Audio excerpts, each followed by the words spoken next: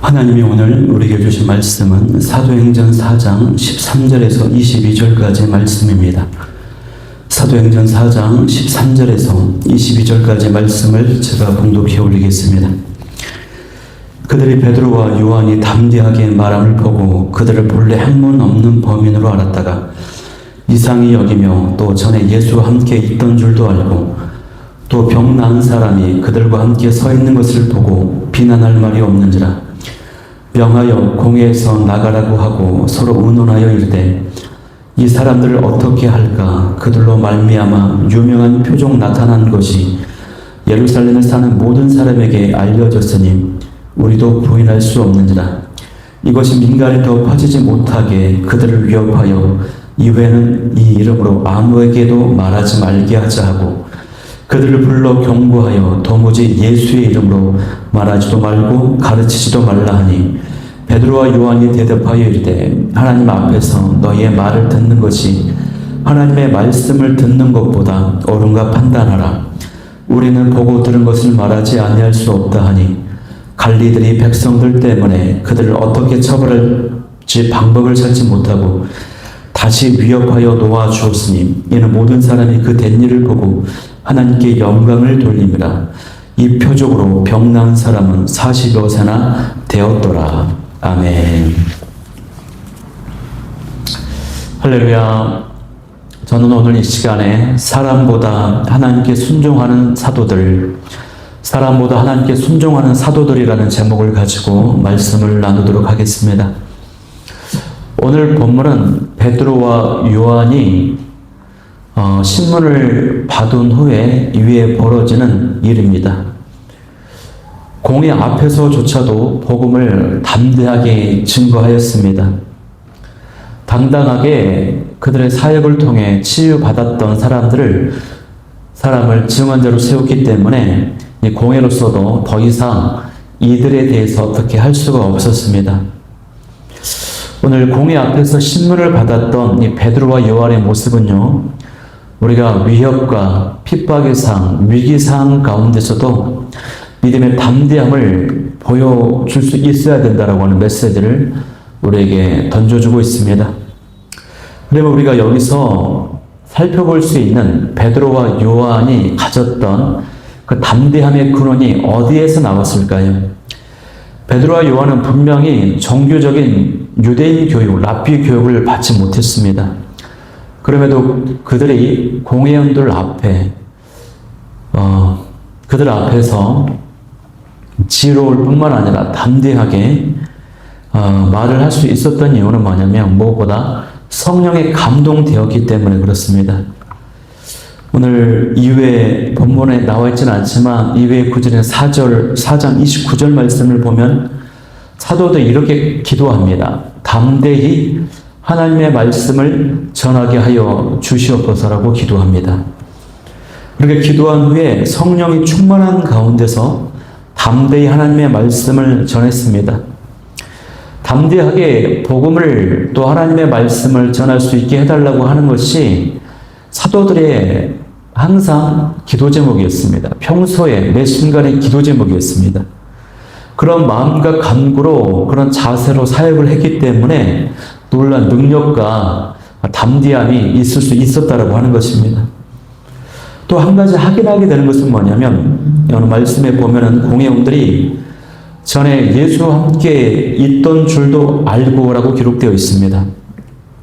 그러니까 이 말은 이들이 전에 사도들이 예수와 함께 있던 자들이었다라고 하는 것을 떠올렸다라고 하는 것입니다.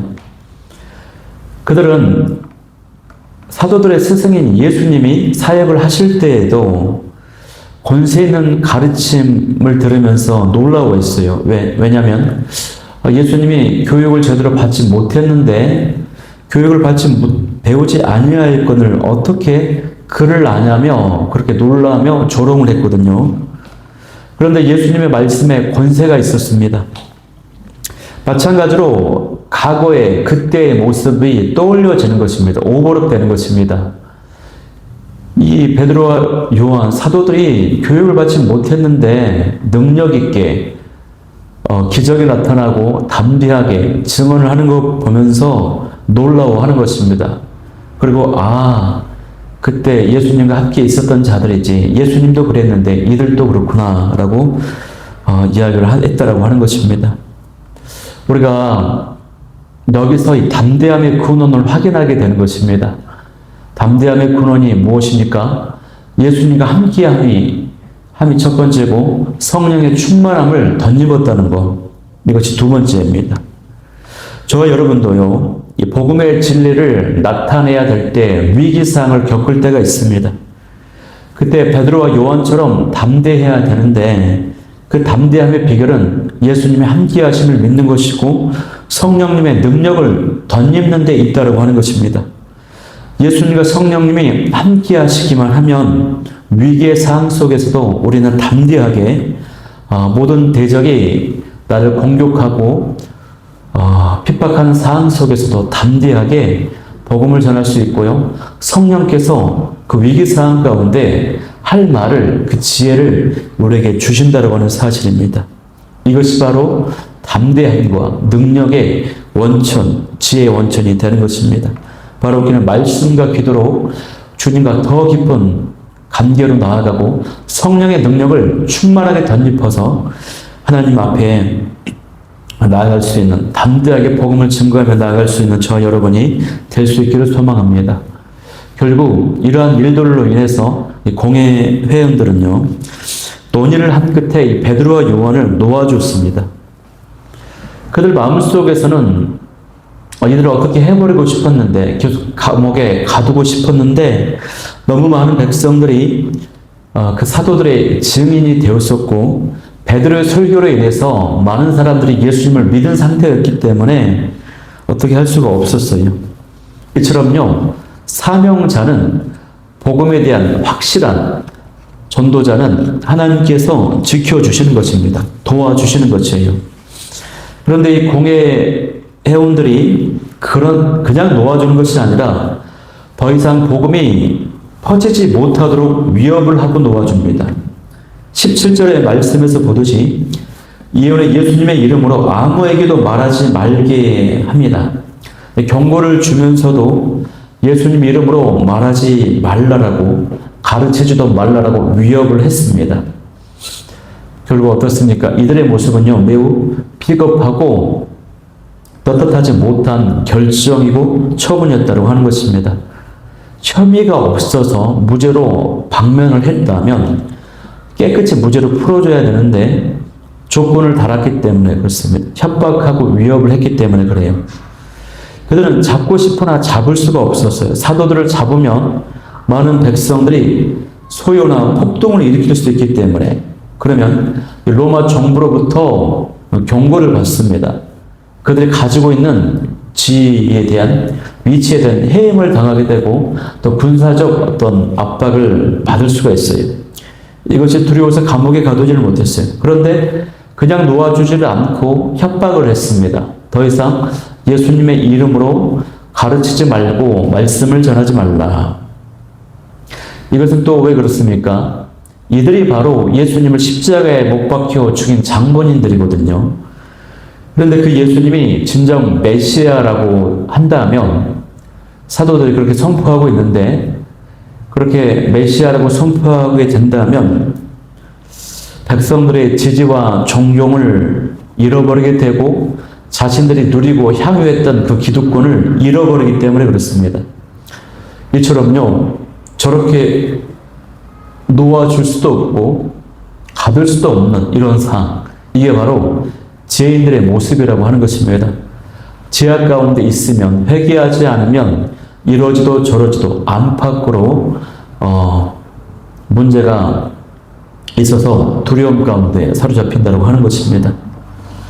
우리가 오늘날에도 보면은 공산주의 이념, 종교를 인정하지 않고 기독교를 부정하는 공산주의에 입각한 나라들은 어떻습니까? 정권을 유지하고 있는 그런 나라와 정부들은 복음 전파를 금지하지 않습니까?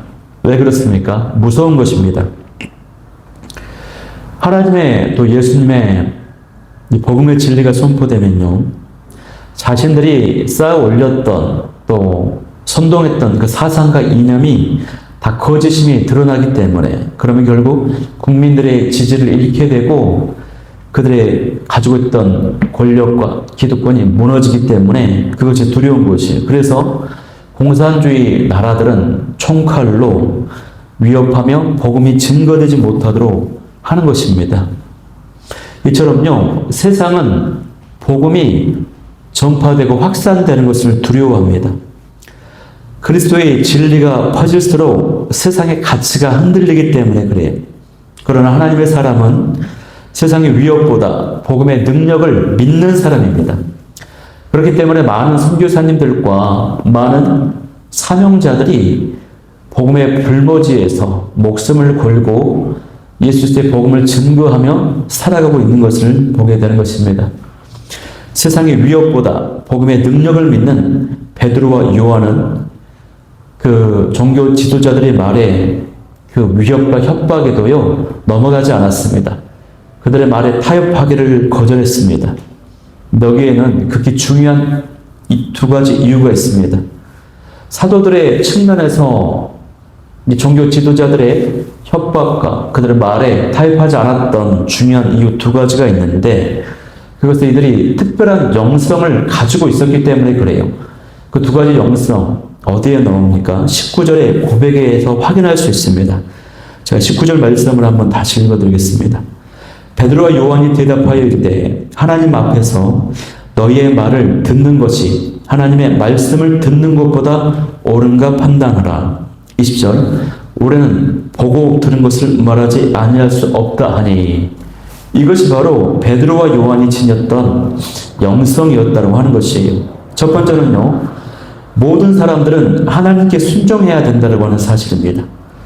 베드로와 요한은 하나님 앞에서 너희의 말 듣는 것이 하나님 말씀을 듣는 것보다 옳은가 판단하라고 했습니다. 사도들의 그 선언에서 볼 수 있듯이요, 항상 하나님의 임재, 하나님의 면전에 하나님 앞에 서 있었다고 하는 의식이 항상 가지고 있었다고 하는 것입니다. 그러한 신전 의식에서 이러한 영성이 나올 수 있었다고 하는 것입니다. 하나님의 임재를 믿고 확신하며 하나님 앞에 산다라고 하는 이 의식이 사도들에게 용기와 담대함을 주었다고 하는 것입니다. 타협하지 않게 두려워하거나 비겁한 모습을 보이지 않도록 만들었다고 하는 것입니다. 여러분, 그렇기 때문에요, 하나님이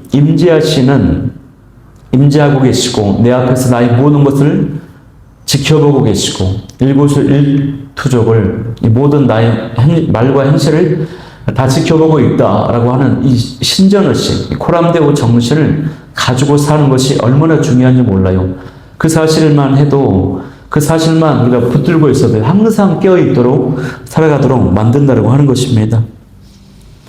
이 사도들은 예수님의 부활을 분명히 보았고요, 마가 다락방에서 기도해서 성령의 권능을 던져봤습니다. 베드로 설교를 통해서 많은 사람들이 예수님을 믿고 회개하는 것을 또한 보았습니다. 또 나면서 걷지 못한 자가 예수님의 이름으로 치유된 기적을 경험했어요. 결국 이런 모든 것들이 사도들의 마음속에 어떤 마음을 갖게 합니까? 아, 정말 하나님은 살아계시구나. 하나님은 함께하시구나. 하나님은 나와 동행하고 계시구나. 이것을 깨닫지 않을 수 없습니다. 인정하지 않을 수가 없는 것입니다. 이런 경험들이요, 하나님 앞에서 매 순간 살아가고 있다는 그 영성을 갖게 한 것입니다. 그 의식이 있었기 때문에 사람의 말보다도 하나님의 말에 순종해야 한다라고 감옥에 가둘 수 있는 그들의 면전에서 그 권력을 지닌 그 지도자들 앞에서도 담대하게 대답할 수 있었다고 하는 것입니다. 여러분, 어떻습니까? 나는 하나님 앞에 분명히 서 있다라고 생각하는 사람, 그 의식을 붙잡고 있는 사람은요, 복음에 대해서 침묵할 수가 없습니다. 하나님을 다 지켜보고 계신다, 이런 코람데오 신전 의식이 있으면요, 침묵 대신에 증언이 나오는 것입니다. 어떻습니까, 여러분? 직장에서, 가정에서, 또 친구들 앞에서 두려움이나 체면이나 시선 때문에 예수님의 이름을 숨기고 있지는 않습니까? 사도들이 보여주었던 그 영성이 충만하게 다시 회복될 수 있기를 소망합니다. 영국의 전도자 찰스 스펄전이요, 설교를 은혜롭게 마친 후에 어떤 한 청중이 다가왔다고 합니다. 다가와서 이렇게 찰스 스펄전에게 말했대요. 목사님, 오늘 말씀은 정말 대단했습니다. 그러자 슬퍼전이 그 얘기를 듣고요, 미소를 지으면서 이렇게 답했다고 합니다. 네, 성도님, 이미 사단 마귀가 내게 그 말을 속삭였습니다. 라고 대답했대요. 어떻습니까? 스펄전 목사님은 사람의 칭찬이 아니라 하나님의 인정을 더 두려워했던 사람이었다고 하는 것입니다. 세상의 박수보다 하나님의 칭찬을 구하는 자가 진정한 성도요 제자입니다. 두 번째로 이 사도들이 지녔던 그 영성은 무엇이었냐면, 사람은 그가 보고 들은 것을 증거해야 된다라고 고백했어요. 20절 말씀이었죠. 우리는 보고 들은 것을 말하지 아니할 수 없다 하니, 이것이 바로 사도들이 지닌 영성이었다고 하는 것입니다. 예수님께서는요, 승천하시기 직전에 제자들에게 사명을 주셨습니다. 내 증인이 되라 라고 말씀하셨어요. 사도들은 바로 그 일이, 복음 전하는 일이 자신들이 최우선으로 헌신해야 되는 일이라고 하는 것을 확신했습니다. 여기서 보고 들은 것을 말하지 아니할 수 없다 했는데, 이 보고 들은 것은 딴 게 아니고 예수님의 십자가의 죽으심과 부활을 가리키는 것입니다. 예수님의 십자가와 부활, 이 복음을 의미하는 것입니다. 이처럼 사도들은요, 인간의 권위와 하나님의 권위가 충돌할 때 자신들이 보고 듣고 확신하는 하나님의 권위에 순종하는 편을 선택했다고 하는 것입니다. 이것은요, 그야말로 생명을 건 행위였습니다. 사도들은 예수님과 함께 다니며 보고 들은 것이 진리임을 확신했습니다. 확신하는 자는요, 시간과 장소를 불문합니다. 예수님을 섬기는 그 믿음을 부끄러워하지 않습니다. 사도들의 담대한 행동은 오늘날 이 성도들이 세상의 온갖 위협과 유혹 속에서도 신앙을 버리지 말고 생활해야 한다고 하는 것을 가르쳐주는 것입니다. 여러분, 진실로 믿는 자는요, 말을 하게 되어 있습니다. 진실로 믿기에 전하게 되어 있습니다. 또한 이것이 바로 우리 예수님의 명령이라고 하는 것입니다. 사도 바울은 고린도후서 4장 13절 말씀에 이렇게 기록했습니다. 기록한 바 내가 믿는 거로 말하였다 함과 같이 우리가 같은 믿음의 마음을 가졌으니 우리도 믿는 거로 또한 말하노라 라고 말씀했어요. 1956년에 남미의 에콰도르의 온주민에게 복음을 전하다 순교를 당한 젊은 순교사님이 있습니다. 그 이름은 바로 짐 엘리엇입니다. 그런데 그의 일기에 이렇게 기록했어요. 영원한 것을 얻기 위해서 일시적인 것을 버리는 자는 결코 어리석은 자가 아니다 라고 했습니다. 그는 세상의 위협보다 하나님의 명령을 따랐습니다. 그리고 그의 순교, 그의 피는 헛되지 않았고 그 후에 그 부족 전체가 복음을 받아들이는 역사가 일어났습니다. 여기서요, 우리는 이 법과 제도가 이 복음 전파와 충돌이 일어날 때에 이런 질문을 진지하게 좀 해볼 수가 있습니다. 우리가 사람이 세운 그 제도와 법에 불복해야 할 때가 있는가라고 하는 깊은 질문입니다. 베드로와 요한은요, 사내들인 공회의 구성원인 간원과 장로, 서기관들의 제지에도 불구하고 복음 증거를 멈추지 않았습니다. 사내들인 공회는 우리식으로 말하면 국회보다도 더 강력한 권한을 가진 입법, 사법, 행정의 권한을 진 최고 권력 기구입니다. 그들이 복음을 증거하지 말라고 했는데 사도들이 그거를 거부했다고 하는 것은요, 무엇을 의미하는 것입니까? 그것은 사단 마귀가 세운 제도나 불의한 권력에 대해서는 필요하다면 불복종할 수 있어야 된다고 하는 것을 시사하는 것입니다. 물론 사도 바울과 베드로는요, 성도들에게 다스리는 권세에 복종하라고 명령했습니다. 이 다스리는 권세는 뭡니까?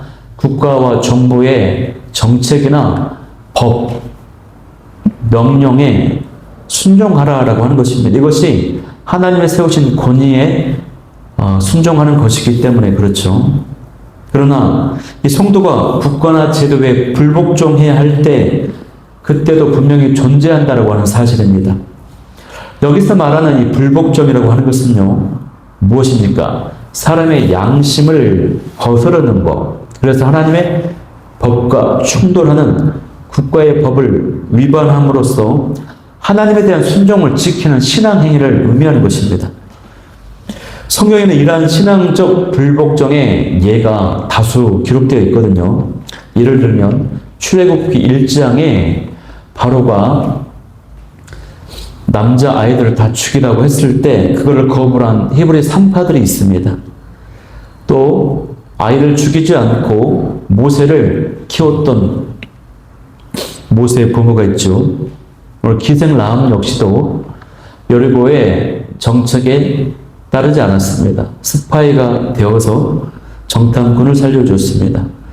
다니엘의 세 친구도 마찬가지입니다. 다니엘 자신도 마찬가지입니다.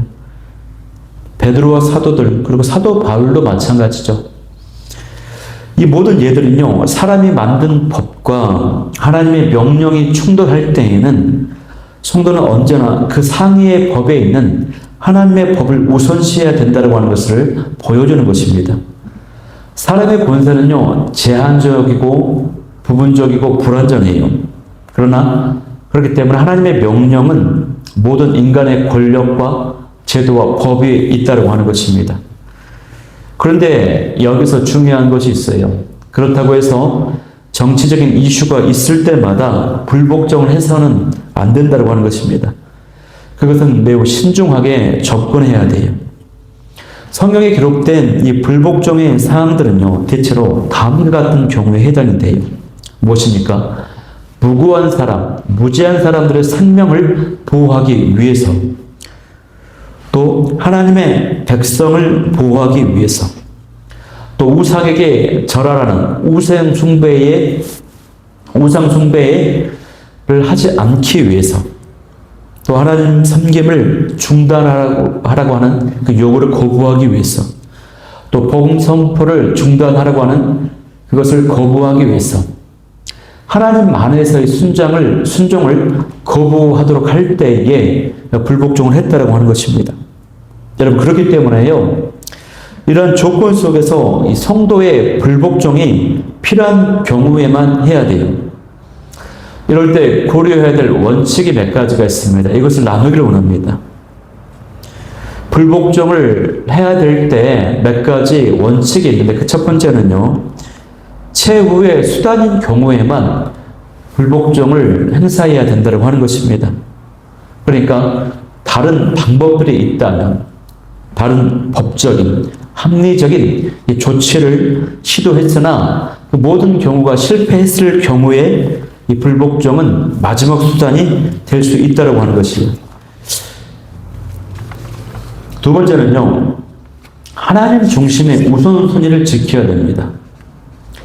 하나님을 섬기는 문제, 또 인간의 본질적인 생명의 문제, 이런 문제가, 생명의 문제가 최우선의 가치로 여겨져야 된다고 하는 것입니다.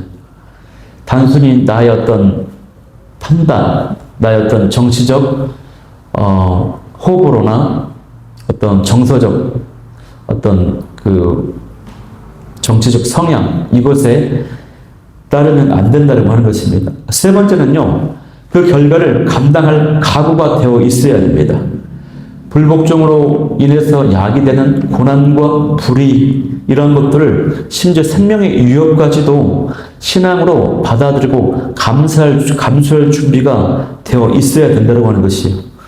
네 번째는요, 불복종을 행사할 때에도 어떠한 상황 가운데서도 폭력과 파괴는 정당화될 수 없다고 하는 것입니다. 생명이나 재산을 해치고 무너뜨리는 행위는 성경의 가르침에 반대가 돼요. 그래서 평화적 방법으로 이 불복종의 어떤 모습을 보여줘야 된다고 하는 것이고요. 다섯 번째는 교만이나 명예욕으로 행동해서는 안 돼요. 단순히 내가 높아지고 인기를 끌기 위해서 또 우월감을 가시하기 위해서 이 불복종을 하는 것은 신앙이 아니라 교만인 것입니다. 또 다른 교만인 것이에요. 여섯 번째는요, 그리스도의 대사로서의 품위를 지켜야 됩니다.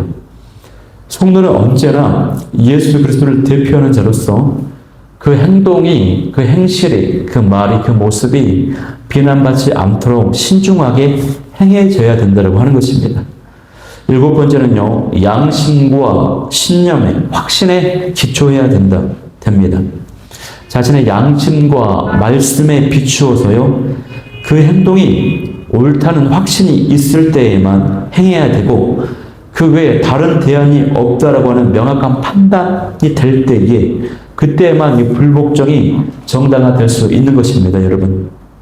그래서요, 그리스도인의 이 불복종은 단순한 거부, 저항이 아니라 하나님에 대한 순종의 또 다른 표현이 될 수 있어요.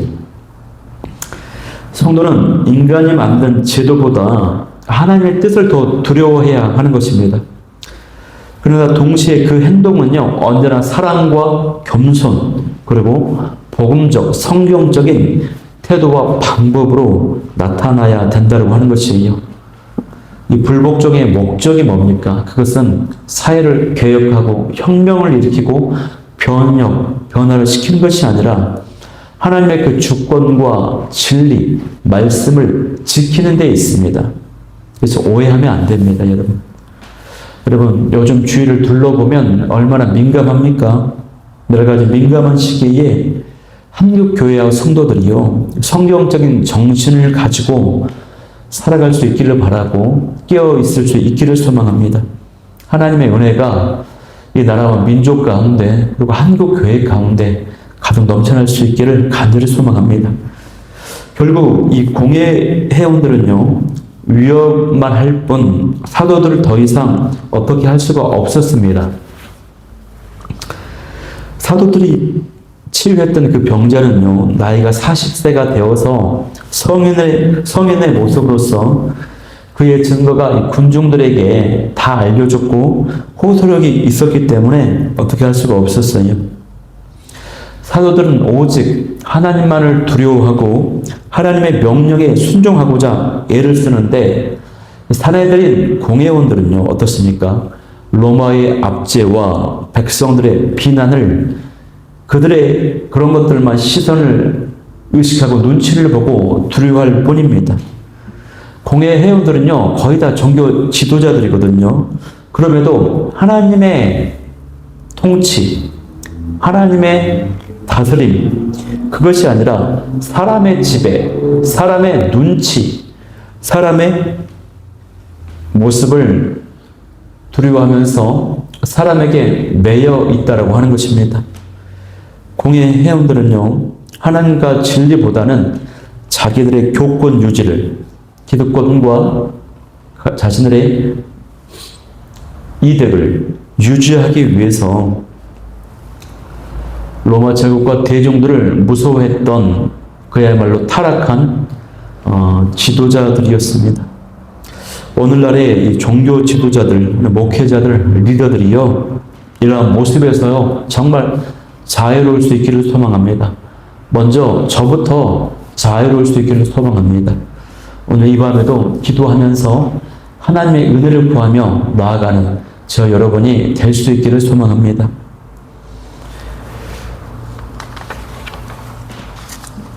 21절 말씀을 보면요, 갈리들이 또다시 위협했다라고 기록되어 있습니다.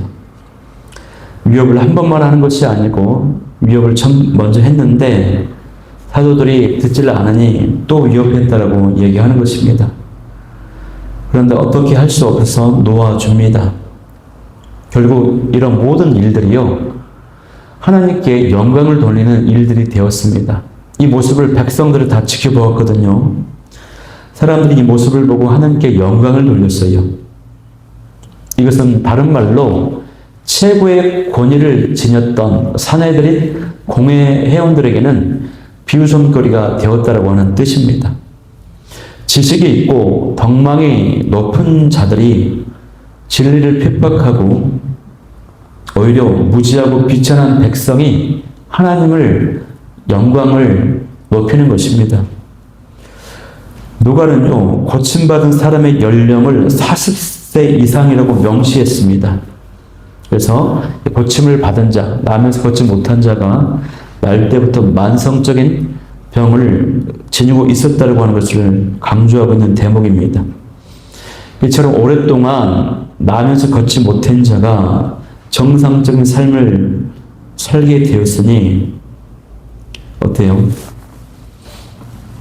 인간의 힘으로는 할 수 없지만 예수 그리스도 이름으로는 불가능한 일이 없다라고 하는 것입니다. 이 모습 때문에 백성들이 놀라지 않을 수가 없었고 하나님께 영광을 돌릴 수밖에 없었습니다.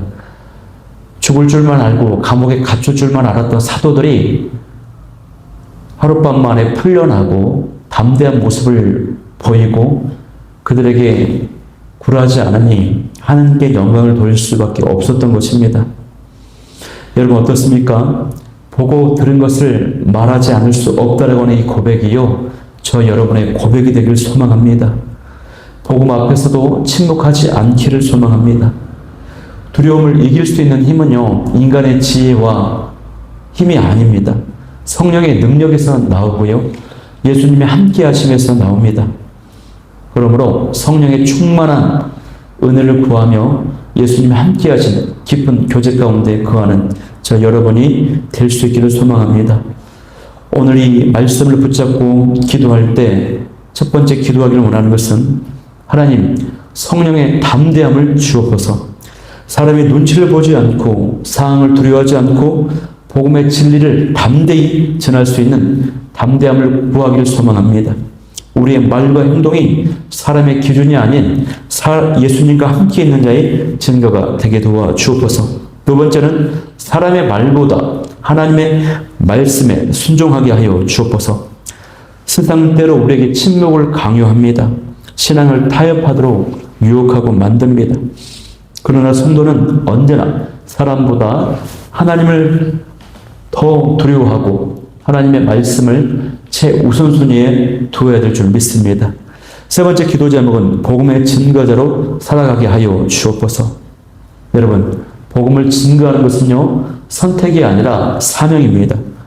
예수님의 은혜를 보고 들은 자로서 그 은혜를 세상에 전할 수 있는 삶의 증언자가 될 수 있기를 소망합니다. 이 시간 이 기도 제목 가지고 찬양하며 기도하며 나아가도록 하겠습니다.